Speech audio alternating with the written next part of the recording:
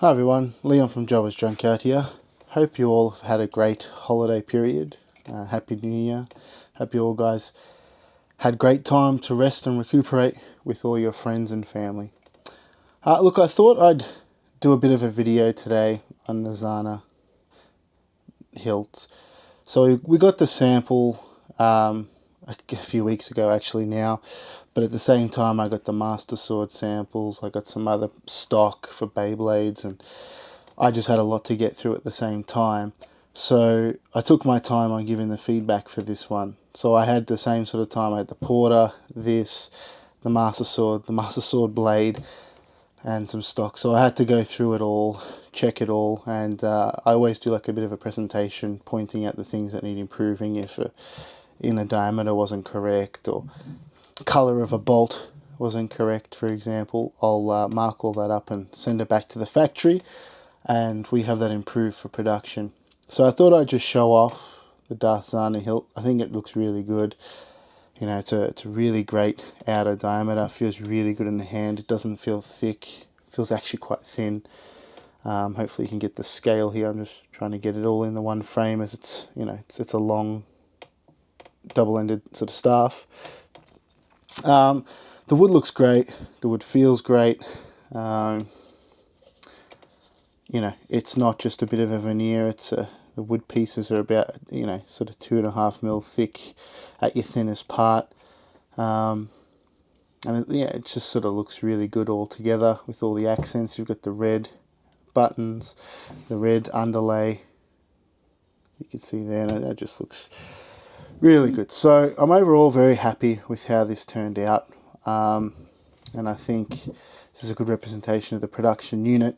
The only real issue I had is, number one, the factory forgot springs in the plungers, so they're pretty useless at the moment. And I sort of wasn't the biggest fan of the switch design anyway, so I sort of changed it to match the Red Harvest hilt that we did. It was a nice compact and, you know, pretty good overall switch that we've done. So we've changed the design with that. I guess the biggest change, well, sorry, not the biggest change, another change that we're doing is, see all these bolts that are silver, we're just going to get them all in black.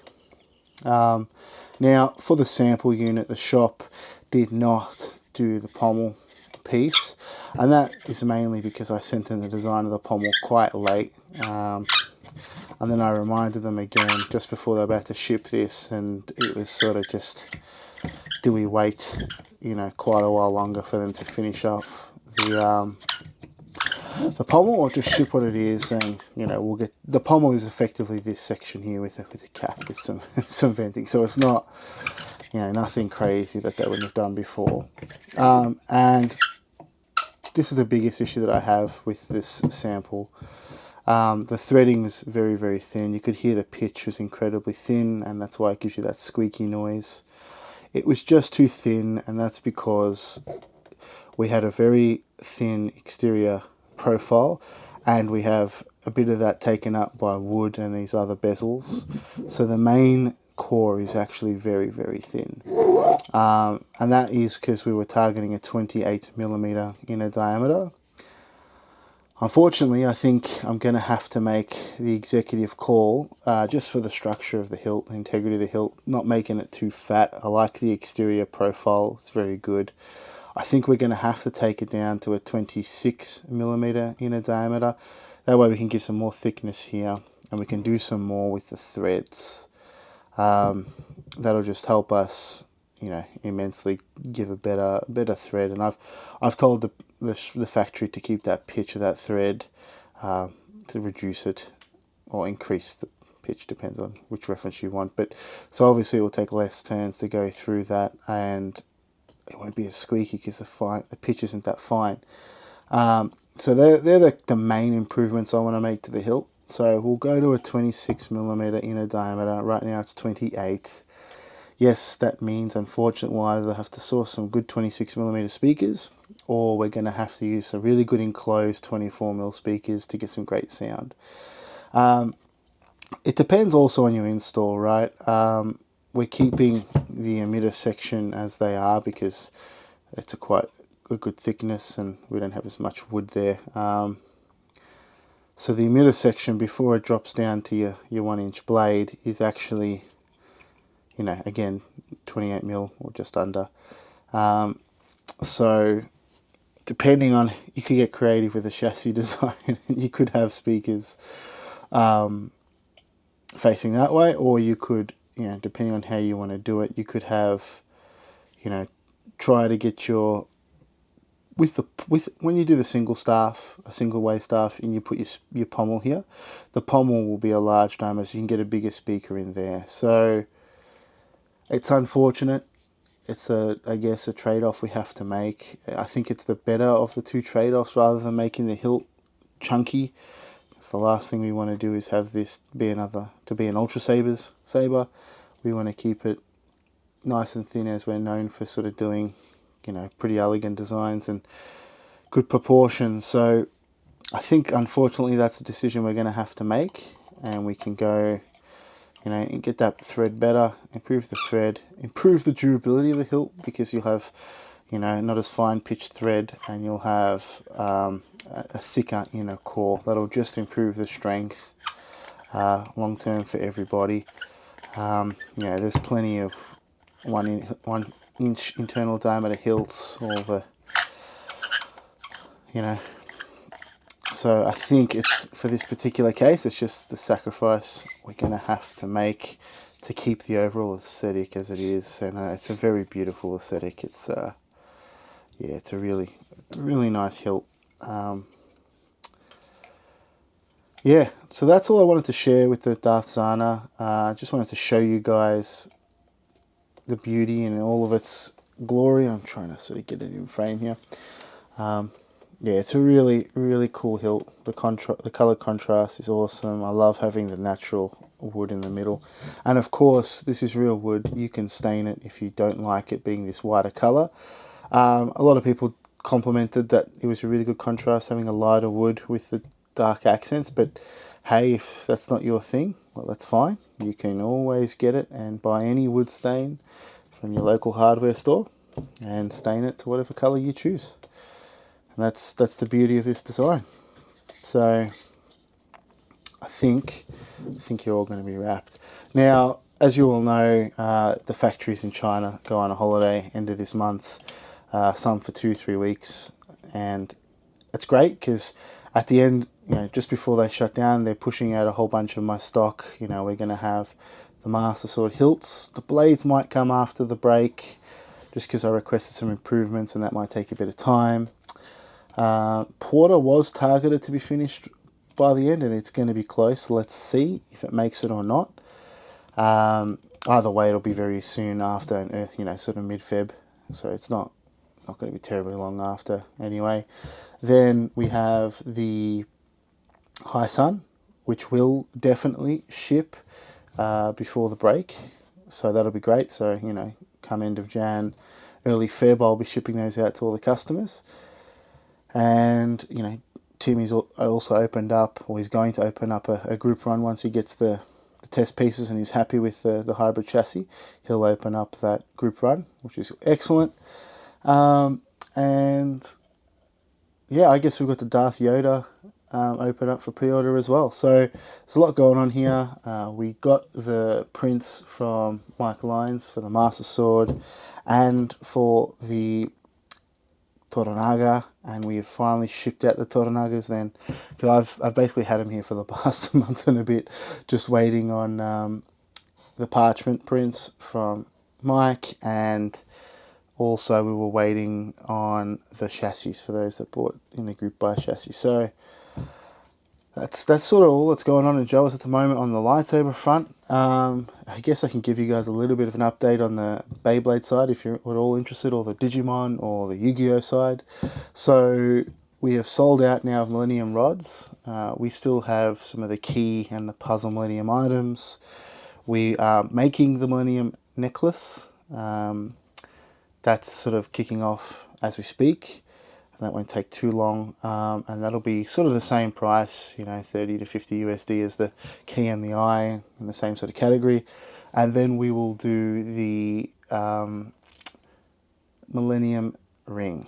So we're doing some work right now. Sam at Shadowfall Props is helping me get the CAD model fine-tuned, so we've got the scale to where we want it, sort of, the same sort of scale as the Bandai toy.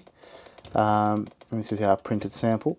There's just a few tweaks I want to make, not really to the aesthetic. We're going to make this eye a bit wider to sort of match the toy better, but the real challenges that we're working through right now is how to get all these interconnected rings machined in a simple and hopefully cost-effective method, as well as the middle triangle, in a good way, in a functional way, and helps keep the cost down for everybody, because I know this is very well sought after in metal, and we're going to do it. We're just taking a bit of time to get the right design that works for the target price, and I am targeting around that 235 to 250 USD, similar to the all metal Millennium puzzle that we've done, because it's sort of in that sort of complexity, in that sort of ballpark. So working on that. We've sold out of the talismans, the Jackie Chan talismans. I'm most likely going to be doing another batch of those, because they were, I guess, a bit of a fan favourite, and they're not that difficult to make again. So we'll probably, after the break from China, we'll get our factory to start making those again. The Youngling run, the restock is happening. It's going ahead. I have been getting active updates on the Banes from my machine shop that's working on them. Just so you guys know, I'm sort of work with 5 or 6 different factories. I have plastic injection molding factories that I work with for some of my Beyblade accessories. I have die casting stuff for the Beyblades and metal grips that we make, and then I work with a few different CNC machine shops for the lightsaber runs. Obviously, I produce quite a lot of runs per year, sort of, I don't know, 7, 8, 9 runs a year, and then 10, 11, 12 Beyblade designs, 2 to 3 Digimon metal designs. So I got quite a lot of machining happening at once and projects at once. So it's a lot of work for me, which is why I sort of work with Matt to do the CAD, and from time to time reach out to some other guys that I know are good with CAD. If Matt's also struggling, I'm struggling, and we need another hand. So it's good we all work together. But yeah, so the shop has been keeping me very, very updated with the Bane, with all the work they've done. They thought they had the press fixture correct for bending the tube, and it was slightly off. They got it to a point where they were happy, and the pressing's good, and they went to take it to the 5-axis and realised their 5-axis jig wasn't set up correctly, and they basically machined features off centre. Good news is that was only just trying to get a couple through, and by this point they had exhausted all the centre tubes they made up, which was 70 of them, and I actually upped my order on the Bane because I nearly sold out of the pre-order quantity, just because I want to have some in hand to sell after the pre-orders are shipped, because I know some people are not really wanting to get on and support a pre-order, and that's fair enough. It obviously helps us understand the size of a run and helps us get a run off the ground, because if we don't see people pre-ordering, we usually don't tackle a project. We take that as a sign of no one wants it, so we should focus our energy and resources on other projects.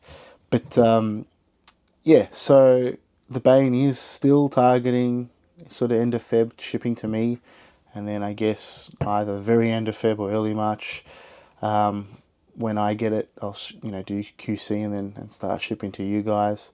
So it's still on track with the latest post.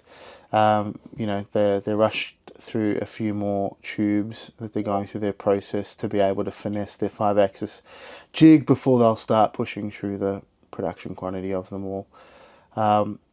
So look, at least we're getting regular updates, and we're being told what's happening, and making sure things are going to come out good quality as we expect.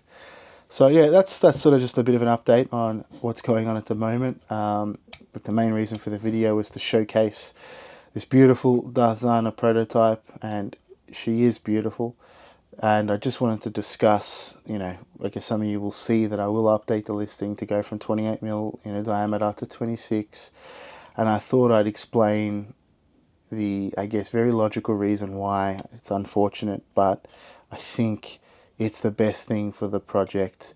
It's quite a long saber. You can get quite a lot of cool chassis in here. You know, you can use the sound venting here, or a nice visible awesome crystal chamber.